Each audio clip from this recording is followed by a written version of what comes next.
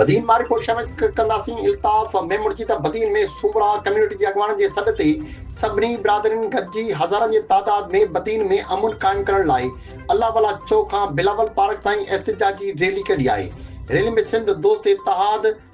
Showroom association, STP, social worker Ittehad ऐं जमायतनि में भरपूर शिरकत कई। बदीन में चोरियूं, धाड़ा फुरूं, ॾोहनि ते ज़ाब्तो उन्हनि खिलाफ़ सुमरा बिरादरी जे सॾ ते उस्तादनि जे तंज़ीम एसटीपी, मिर्ज़ा ग्रुप, ख़ासकली बिरादरी, मेमन ब्रादर्स ऐं मलाह बिरादरी समेत सभिनी बिरादरी जे मुअज़्ज़िज़नि हज़ारनि जे तादाद में अल्लाह वाला चौक खां Bilawal park national press club ताईं एहतिजाजी रैली कढी। हनीफ सुमरो, महबूब सुमरो, फयाज सुमरो, वकील नूर मोहम्मद सुमरो, अब्दुल मनान सुमरो, दानिश सुमरो, फ़कीर गुलाम रसूल सुमरो, दिलबर सिंधी, शाहनवाज सियाल, अज़ीज़ुल्लाह डेरो, डॉक्टर यूसुफ ख़ासकली समेत ॿियनि अॻवाननि खिताब कयो आहे।